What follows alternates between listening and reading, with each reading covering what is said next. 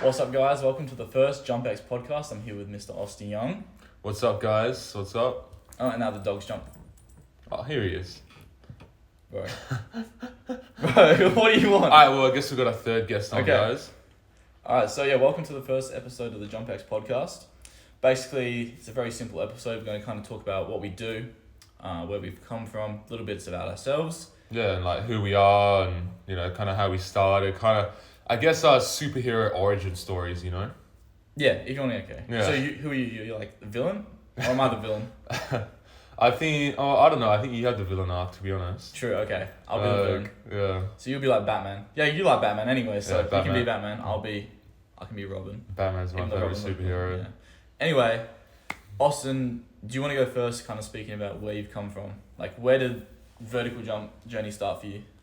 I'm not going to start it, actually, at my vertical jump journey. I'm going to start it all the way back to when I was probably 6 years old. So when I was 6 years old, that's when I first started playing basketball pretty much. Started my basketball career there, and I've been playing basketball ever since I was 6 up until like around 22 years old. Like I played wobble. Just for you, like people who aren't from Western Australia, wobble is like state basketball. Yeah, it's like one below state, so it's like representing the club of the It's suburbs. like your age group.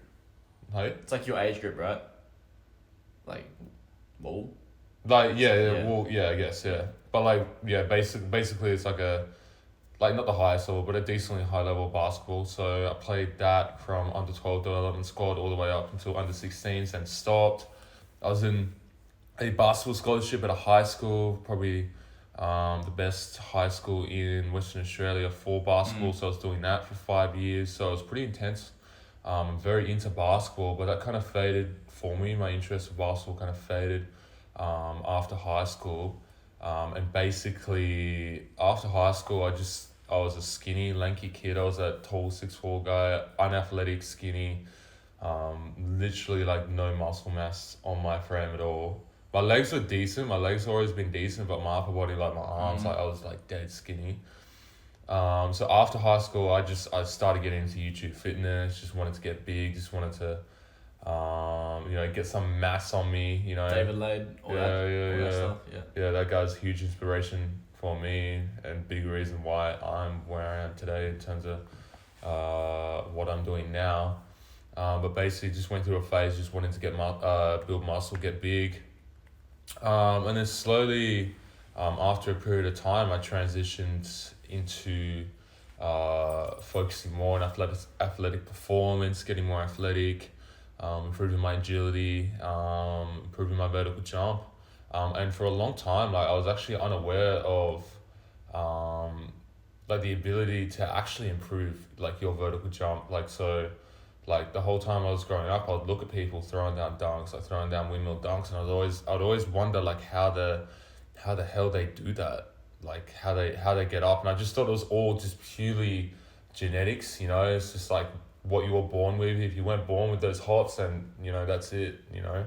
But slowly over time, I basically learned that obviously genetics play a huge role in terms of your overall athleticism. Like that's just a fact. But if you train in the right way, you can actually do a lot to improve your athleticism. And that's what I started investing a lot of my time into and learning more and more about that sort of stuff. And my training started to revolve around actually improving my vertical jump, getting better at dunking. And yeah, it's led me to where I pretty much am today in terms of that.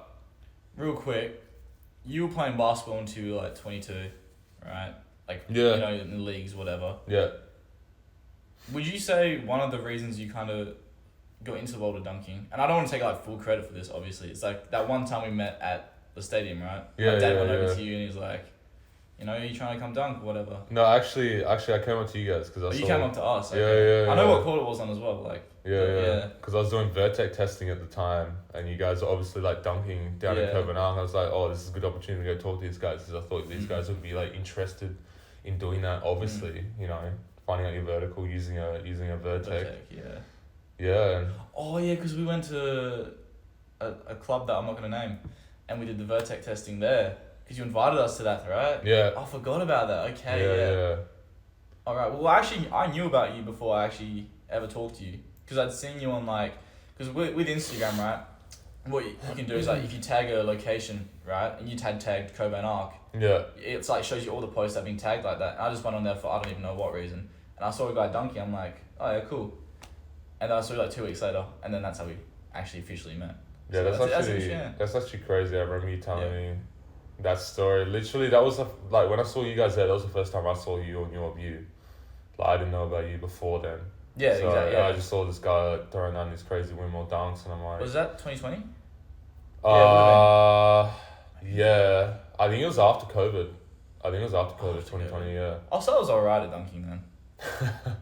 No, but you could windmill then, right? Yeah. Yeah. If it was 2020, I could windmill. So, and that was with like all the OG squad from the original dunk vlogs, all that. Yeah. So, alright, okay. I just wanted to clear that up. So like obviously that's when we first met. Like tell everyone about like your story about, you know, how you kind of got into dunking, how you started, you know, tell us your superhero origin story. Alright, so I think for a lot of dunkers, the story is quite similar. Like you start playing basketball, you know, early years, like 8 years old, whatever, and you play all the way up until the end of high school, right? Same as you. Yeah.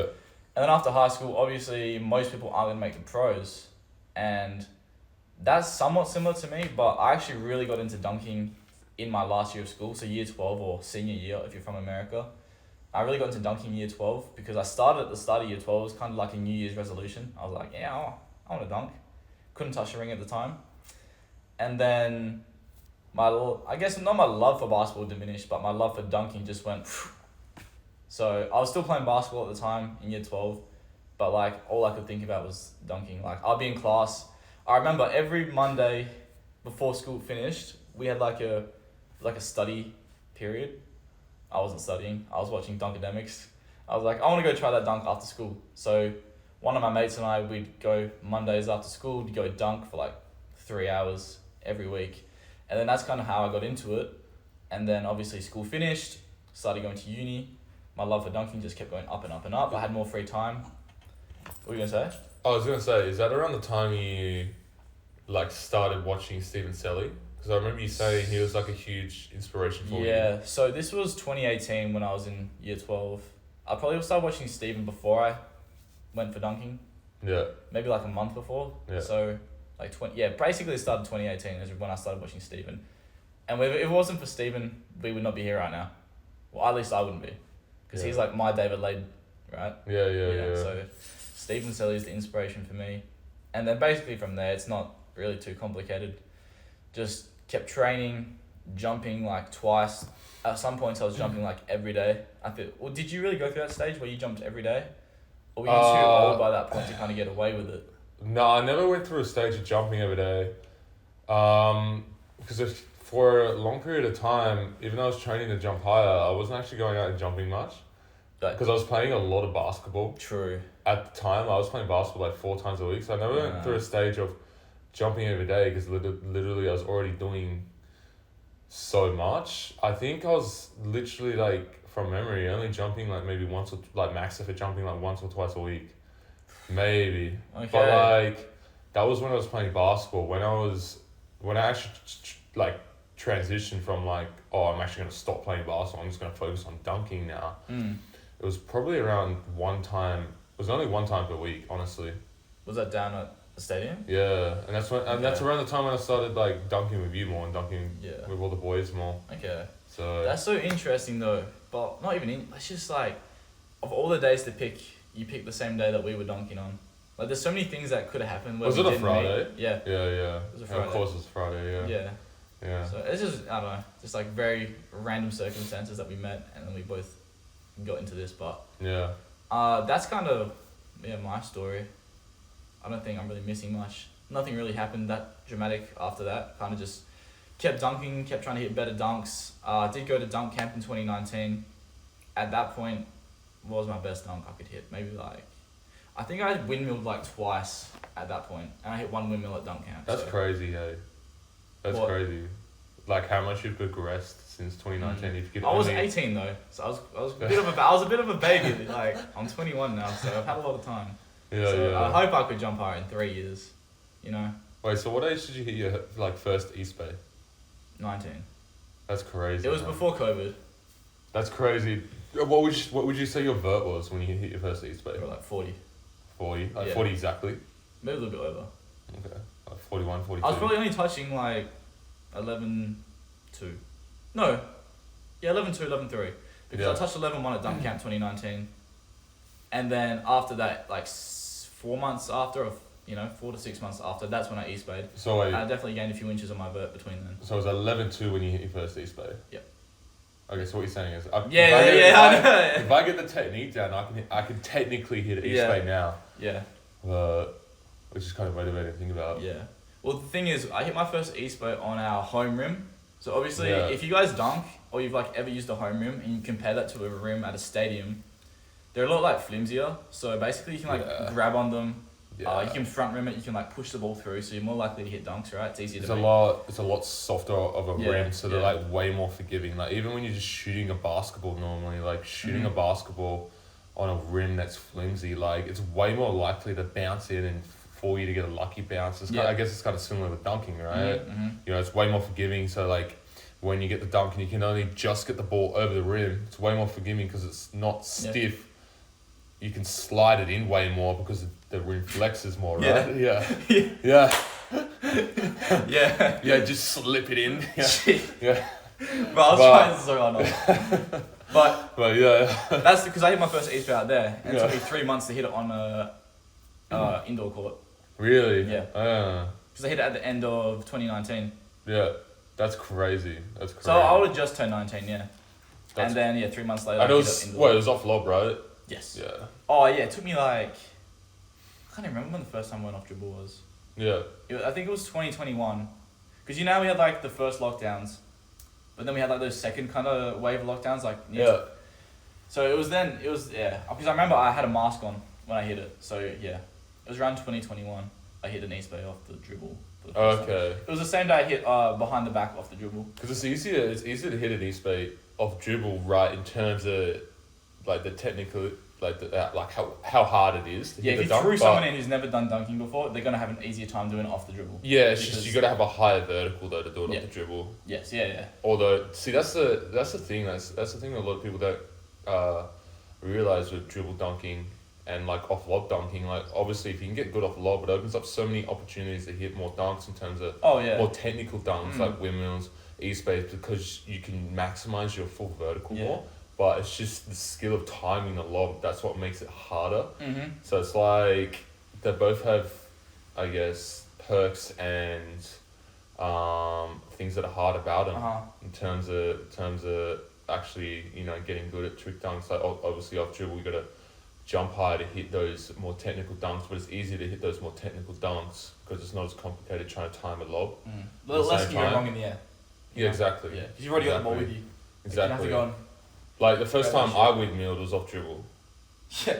Yeah. Real quick, just should we go into like how you hit that, because we've both agreed that should have never happened. Oh yeah. So because like it happened so early, and So if anyone goes back and watches my first windmill dunk and like actually really slows it down and looks and like actually watches how I put the ball in the rim, like literally it should not have gone in the rim.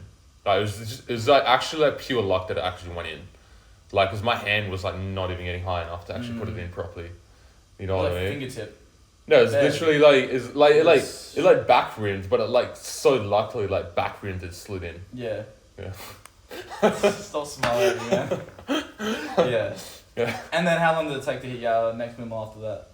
Oh, it was like Was it it was like like ages. It was like 3 to 4 months after that. That is stupid. Yeah. That's actually a good segue actually into the injuries we've had. Because I got because after that time, after hitting my first windmill, I think a month or two after that, I actually I didn't tear my meniscus, but I aggravated it. Yep. And I kind of messed up my dunking for like 8 weeks or something. Hey, Yeah. I almost felt like I had to start again.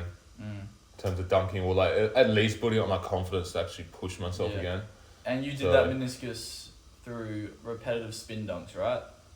I actually don't know the exact instance where I actually heard it, but I'm just assuming that I hurt my meniscus through actually attempting 360s, because how you hurt your meniscus is putting force through your knee, but when the tibia and the femur like rotate like that, so you can imagine when you're doing a 360, the rotational compressive forces.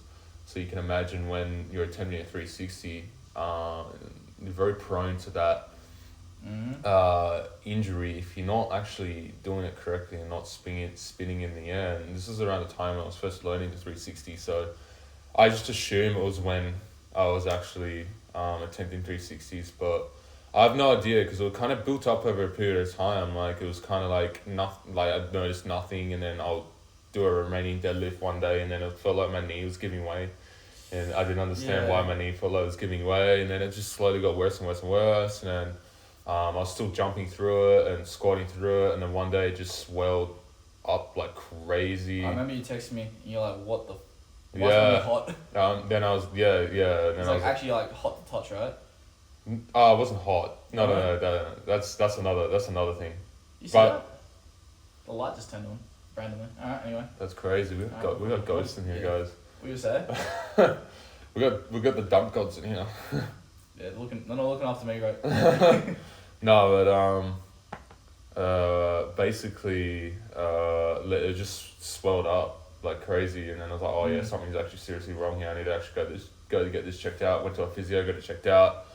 Told me I aggravated my meniscus, and then obviously went through a full rehab for that. It wasn't too extensive. It was probably like 2 weeks or something, and I started easing back into squats and jumping like hell slow. But it's just kind of like, oh man, I just like I couldn't dunk at that point.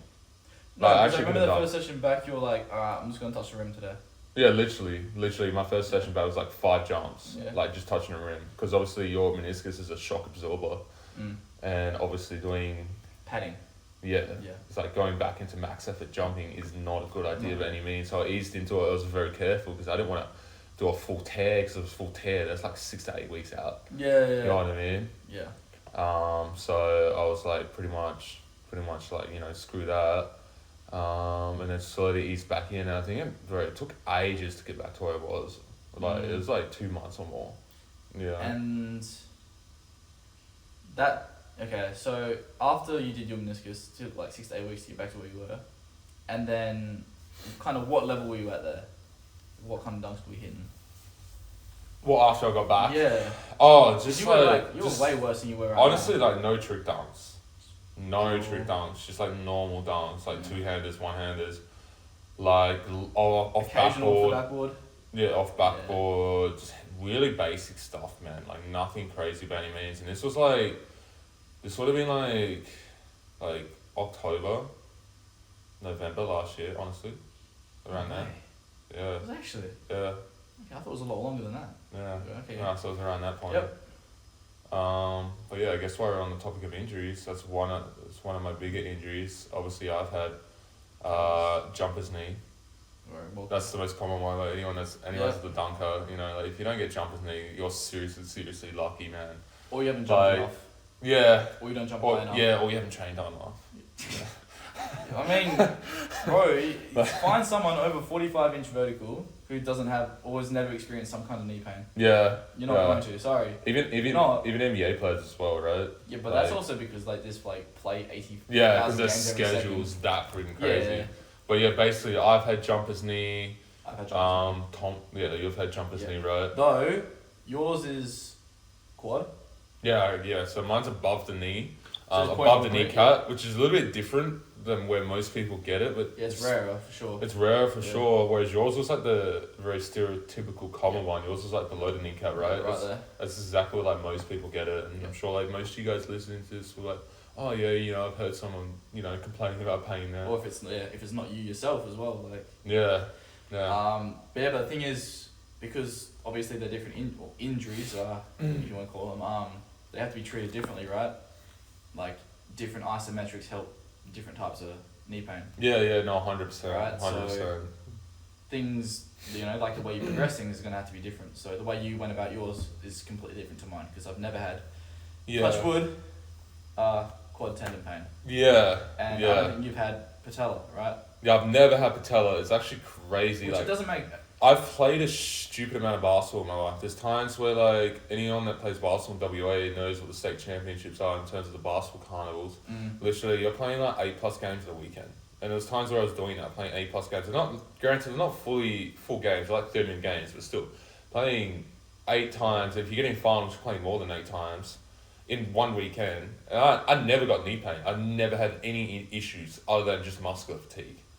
Which is crazy, but the minute I start getting into vertical jump and training to get my vert higher, knee pain sets in. And I guess you're a similar case, right? Similar scenario? Real quick with that, there's probably many reasons why that didn't happen.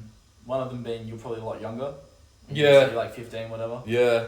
So obviously... That's another thing, right? It's because you're younger, you're less developed, you know. Your force output's a lot lower, so you're putting technically like overall less force into your knee. Because you weigh like 50 kilos. Well, it's like because the intensity is lower in terms of the movements, in terms of your change of direction, the height you're jumping, the forces you're putting through the knee, because you're not as strong, you're not as powerful. Obviously, because you're not as fully developed, you haven't fully gone through puberty at that point. No. Obviously, you can handle more training volume when you're younger, and put more volume through your body when you're younger for that reason, right? But as you get older, obviously you start putting more forces through your body, and that's like as your vert starts to climb, as your vert starts to really get up there, right? You're putting way more force through your body, way more force through your knees. So, and because the intensity is higher, anyone that knows anything about training, right? This is just a general concept in terms of training and periodization. As the intensity climbs up over the course of a program, the volume needs to somewhat drop to kind of compensate for that, right? So I guess it's kind of a similar principle with jumping as well, right? Yeah, and even if you look at the best jumpers in the world, they all had a point in time where they did jump every day. And not that jumping every day is a bad thing. Yeah. But even Jordan Kilgannon said himself, he didn't go from one day doing 0 jumps, the next day dunking for 6 hours. Yeah. Everyone goes, oh, Jordan jumped for 6 hours. Let me do the same.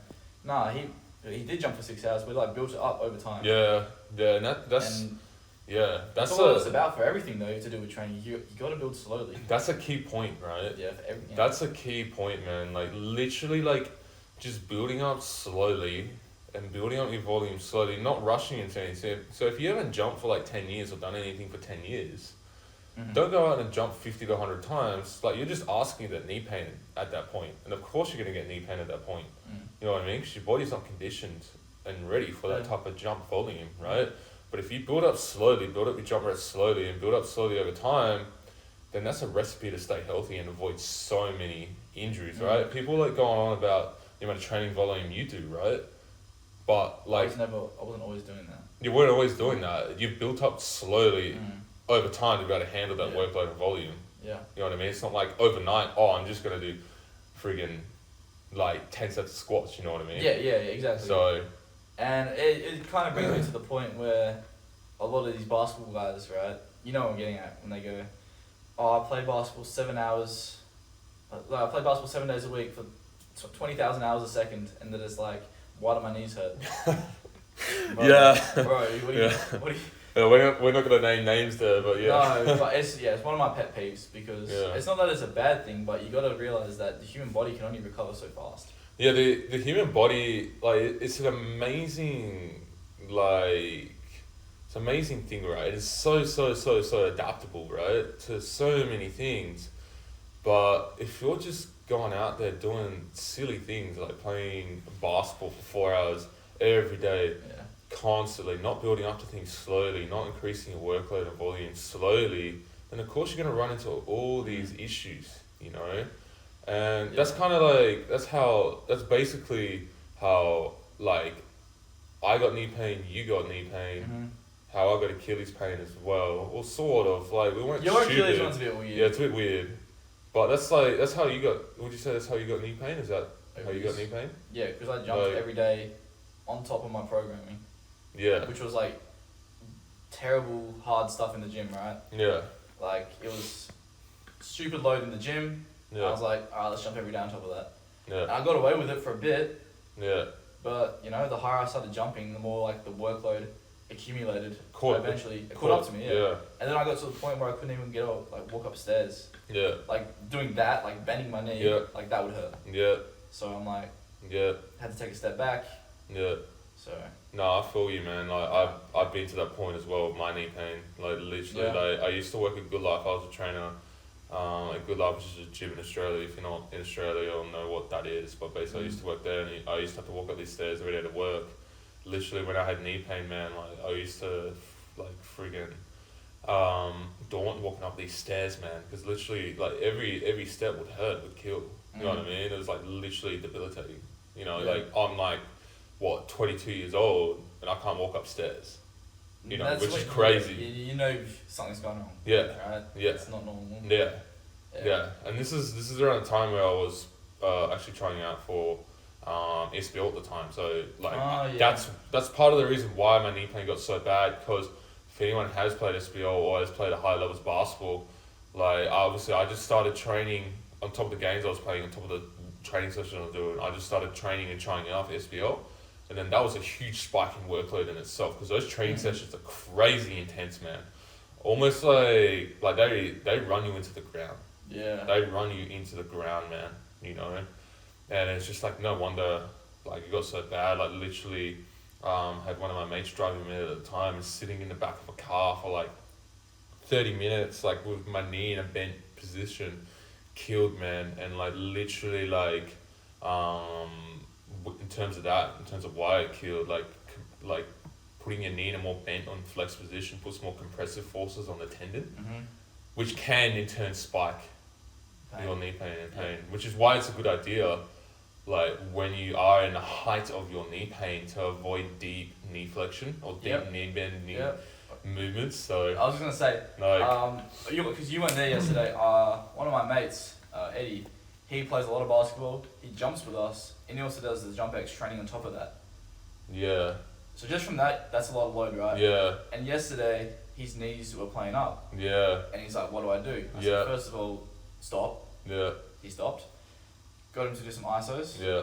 You know, decrease the pain a bit. Yeah. And I said, whenever you can, you know, when you're sitting at home, you know, when you're playing games, whatever, as much as you can, try and get your knee just like that. Yeah. Keep it, avoid this position. Yeah. Just when you're sleeping, like consciously be like, when I'm sleeping, I want my leg to be like this. Yeah. Because you know, sometimes you sleep with a bit bent. So Yeah. there's a relevant example. It's kind of funny. We were talking about that when we saw him playing, right? Yeah. Yeah. Yeah. Exactly. Yeah. So. But yeah, like going back to your knee pain. Yeah. How long did that last for? To where I couldn't really jump. Yeah. Because for you guys who don't really know, you know, too much about the whole reason why you get knee pain and all that kind of stuff, the thing with tendinopathy is there's two differences. There's tendonitis, the itis meaning inflammation, meaning you can get rid of it. There's opathy, which is like you got it forever, right? So you know about this. Yeah, so with the once you get into the tendinopathy stage, you can't go back. So it's not about getting rid of the pain, it's about getting the pain to a manageable level. Correct? Yeah. So I'm 100% in the tendinopathy stage, and bro, so you right? Yeah, and that's I the feel point. like a lot of people are, and they don't even know it. That's the point where you literally got holes or a hole in your tendon. Holes in your tendon, right? Yeah. So, what was the actual question? You said like how long did it last? Yeah. The stage it lasted where it was, you know, unbearable, where I couldn't jump, squat, anything like that. Maybe like 2 weeks. I was 18 at this point, so obviously I could recover a lot quicker and get back from that. Yeah. And then, ever since then, there's never been a point where I've like not been able to dunk because of knee pain. Yeah. You know, sometimes obviously I'll have those days where it hurts. Like I'll wake up and be like, might take me a little longer to get warm, but it's never really gone over like a 6 out of 10. Yeah. And generally, what we like to say is under a 3 is a good level, right? Yeah. So ever since then, like 2019, at the start of it, it's been good. Yeah, so and that's because I managed it. So you've only really had one bad flare up. Yep. Yeah, that's interesting. Yep. I've actually had 2 bad flare ups. There was 2 points where I had to stop jumping completely and then ease back into it super slowly. You know, like there was one point, it was late. It was actually late 2020 where it flared. My knee pain flared up really bad again. And it's because I had when was it? Yeah, it was a Friday. I had a huge jump session. off one foot as well. Yeah, it was off if one it was foot. 2020, you would have been jumping off one hella. Yeah. Because so like he had a huge jump session, and the next day I went too heavy on my squats, and like my knees were, or before the huge jump session, my knees, like the pain was like well below 3. It was probably like a 1, but I was starting to notice like little whispers, right? Little whispers. And what do I like to tell you and like to tell a lot of people, like, listen to your body when it's whispering. Don't wait for it to yell. To start yelling, because once it starts yelling, it's too late. It's too hard to quiet them. Yeah. Exactly. So basically, you didn't listen to the whisper. I didn't listen to the whisper. Huge jump session. Went too heavy in my squat, and then my knees flared up like crazy, and then I had to stop jumping completely for like a month, and then ease back into it. And literally, like, every time you get an injury or you get a flare up or something like that happens, it sets you back quite a lot. So like literally, the more you can put yourself in situations to reduce your chances of injury, the more you're actually going to progress long term. Because if you're just like trying to force things in too quickly and too fast, you might feel like you're trying to like progress faster, and you're going to progress faster. But if you end up getting hurt again, then you're progressing slowly. Yeah. So what's better, to wait a little bit longer? So when you're in, like, say for example, we use knee pain for example. When you're in the height of your knee pain, ease into it slowly. It might take a month to get back to where you were, but that one month is like quicker than, say, trying to ease back into it too quickly, flare it up again, and then be out 2 months. Exactly. And then it's 2 months you're out now instead of 1 month. You know what I mean? So this is where it's really important when you're going through an injury to be patient, to ensure you're not rushing back too fast. Because if you rush back too fast before you're ready, then you're just asking to be out. You're asking to be out longer. Yeah. So that actually kind of reminds me of my pet peeve. Another one of my pet peeves is when people DM me on Instagram and be like, "How much bounce can you get me in a month?" I'm like, first of all, that's like the complete wrong attitude to have for many reasons. First of all, if you want to get good at jumping and like seriously good, you need to dedicate years to this. So you got to be in it for long term. Second of all, it's just a terrible mindset to have, like just quick gratification. The third is kind of like what you were saying. If you're trying to get the most vert you can in a month, what are you gonna do? You're gonna like blast yourself in the gym doing stupid volume, and what's gonna happen? You're gonna get hurt, right? Yeah. And you're gonna decrease your vert because you're gonna have to rest. So again, what you were saying, I'd rather you slowly build up, not get hurt, and actually program it like a smart person. Yeah, and here's the thing a lot of people don't realize, and it's a lesson I've had to learn throughout my training career. Sometimes less is more. So in terms of like when you're first starting out training, especially when you're first starting out training for vertical jump, right? Basically, like, you can't handle the same amount of workload and volume, like, say for example you could or I could at this point, because I've been training like 7 years. You've been training 4, 5? 4. Yeah, around 4 years, right? So someone that's first starting out training, doesn't have any training experience, can't handle the same workload and volume we have. And that's why anyone that gets on JumpX, like, quick little plug here, anyone that gets on JumpX, like, your training is going to be completely different to, say, someone that's been training like for 4 years or has 4 or 5 years experience training. That's the value in custom programming, though. Exactly. Because everyone needs different things, different ages. Exactly. Isaiah, he's not on JumpX at the moment, but Isaiah, the guy from England, right? Yeah. He's in his 40s. Obviously, we're going to have to program different for someone who's in their 40s compared to, let's go, Zane, 17. Yeah. Very different ages. They're going to need different things. Yeah. Isaiah's been training way longer than Zane. Zane's only been training like half a year. And that's just like one variable that influences your training. Exactly. Like, literally, you have so many variables that I probably won't even do justice listing right now. But that's another podcast. That's another podcast, yeah. Like, literally, we'll talk about it another time. Could talk about that for like ages, man. Ages. Nerd out. Yeah. Nerd out, yeah. But it's like, it's serious. It's not just us saying it. Like, if you want to seriously get good at doing something, you're going to do it differently to everyone else. Like, what you need is different to what I need. Right? Yeah. And then people say, "Oh, Austen's doing quarter squats. I should do quarter squats because Austen jumps high." Yeah. But maybe you need to do quarter squats. Yeah. But most likely you don't. And if you've never trained before, like, you shouldn't, because that's very specific. Yeah, very heavy. And they're very intense. Yeah. Yeah. But very intense. again, we can go on a tangent here. Yeah. These are just so many like side topics we'll like cover like in other podcasts, man. Like, literally getting back to like our injury, list. Quest. So like just give everyone like a rundown. Okay, of, so like, real quick, injuries. yours, Achilles tendonitis, quad tendonitis. Yeah. Your finger, you fucked it somehow. Oh yeah. So I dislocated my finger Yep. back in the day when I was playing basketball, but Yep. it's like not a big deal, you know, like Meniscus. meniscus. I have strained my quad a few times. True. That's really about it for me. But real quick, just covering my Achilles. My Achilles, Yeah, weird. it was so weird, man. Like literally, like I was sort of like I wasn't like fully deconditioned, but I was like probably like half deconditioned to like sprinting at the time. Yeah. And then I went and did 4 sets of 15-meter hill sprints, and obviously because on a hill sprint, and you're running uphill, it puts the calf muscle and Achilles muscle more in stretch, which obviously loads that tendon more, puts more forces on that tendon. I guess locally, right? And yeah, it flared my Achilles like right up, like down near the heel, like where my heel bone is. And what do you call that? Hey? What kind of? Insertional Achilles tendinopathy. Yeah. And yeah, that I struggled with that for ages. Still struggle with it. Like I gotta build up really slowly. If I'm doing any sort of plyometrics, any sort of sprinting, I'm gonna build up so slowly because it's actually very sensitive to load. But as long as I build up slowly, it's fine. You know what I mean? I can handle like quite a lot in terms of jumping. 1 foot jumping, 2 foot jumping. It seems to handle really well. Actually, it doesn't seem to bother my Achilles at all, which is good. Yeah.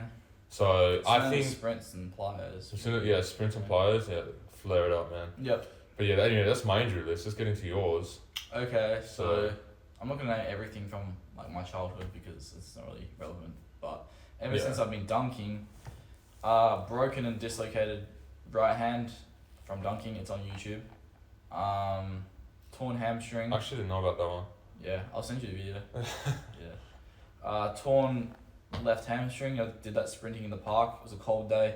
Probably didn't warm up right. Yeah. It was so weird. Did not feel tight at all.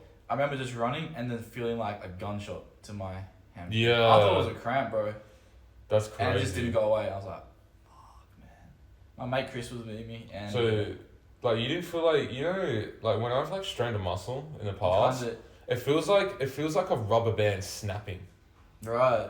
Like for me, so when I strain my quad, like is when my quad is in the most stretched position, like at the bottom of the squat, for example, and it felt like if you guys can imagine a rubber band like stretched out, it felt like the rubber band just kind of ripping. Is that what your hamstring felt like when you did it? Or? But yeah, it was just like an instant pain. Yeah. Just like in the middle. It was like there. It's actually quite interesting. Yeah. And the weird thing is, I mean, I've told you this, like, I didn't stop training through it.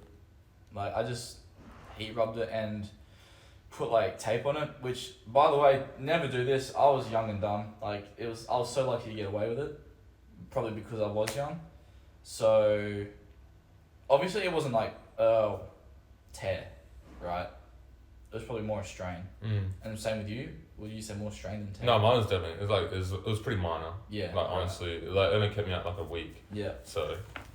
And then obviously the knee pain on my left patella, and then of recent, my glute. Now it's different with the glute because I was already tight from doing split squats 2 days prior, and I did a deadlifting. I pulled my glute. That's different to the hamstring where it's just random, just happened out of nowhere. So I could already feel the tightness, kind of like DOMS, if you guys know what that is, like muscle soreness. I already had DOMS in my glute, and then it was just a random set. I went on my second rep, I tried to pull it up. Soon as the plates like lifted off the ground and I broke the floor, I felt it rip and I knew it was bad. Yeah. And that was... So tomorrow's Saturday, it'd be 3 weeks tomorrow. It's a scary thing, right? Yeah. When that happens. Yeah. So I think that's all the injuries I've had since I was dunking. But this is like what you sign up for when you're improving your vertical jump. Right? Like literally, like going out and max effort jumping, like if anyone's into cars, it's like going out and redlining your car every week. It's gonna break. Something's bound to go wrong at some point. Like it's like if you go through your whole jumping career and stay 100% healthy, like you're so lucky. So lucky. Or you haven't been training hard enough. But yeah, it's just about reducing your chances as much as possible and putting yourself in situations as much as possible to reduce your chances. So, like one, making sure you're warming up well and properly. You know, going through a full dynamic warm up, doing all that, ISOs, all that. Diet. Yeah. Just a little 1%ers. Like not even 1%. These are big things. The diet's not a 1%. Yeah. Don't diet's like a 50%er. Yeah. You know, 1% would be more like contrast showers or this is another podcast in itself. All the little recovery podcasts. That should go hard. Yeah, so like leave in the comments if you guys want a recovery podcast or just any ideas you have that you want us to cover, right? But but literally like not even 1% is like food. It's like 50%. Yeah, and then sleep 50%. Water. Hydration. That's big, man. That's huge. Honestly, I think that's why it happened to me. Sleep and water, man. That's huge in terms of preventing muscle strains and tears. Being like making sure you slept properly, and also being fully hydrated. Yeah. So those are big feats, man. Guys, you're 70% water.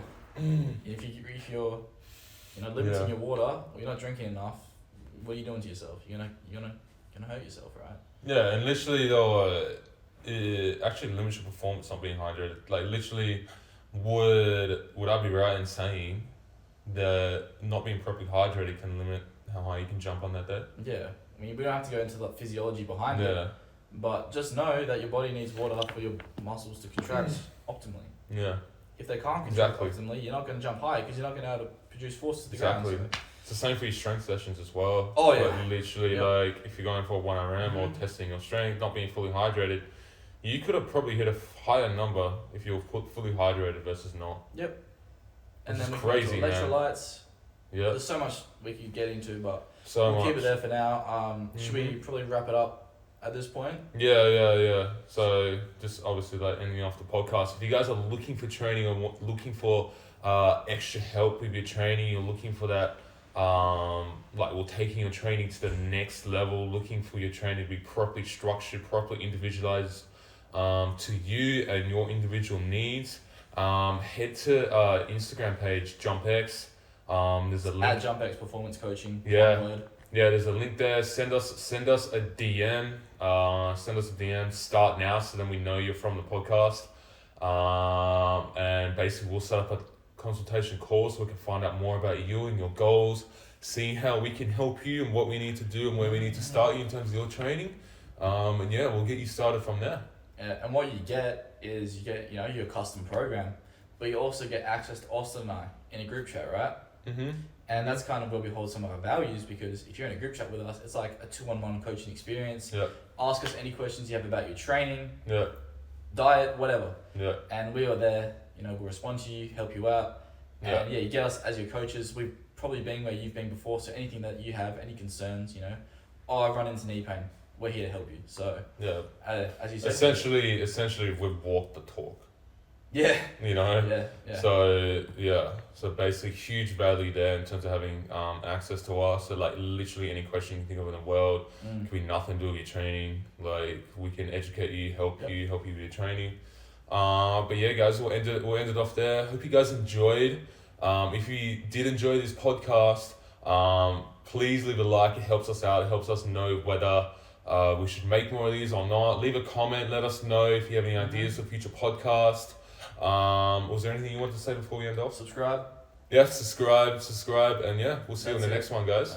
See ya.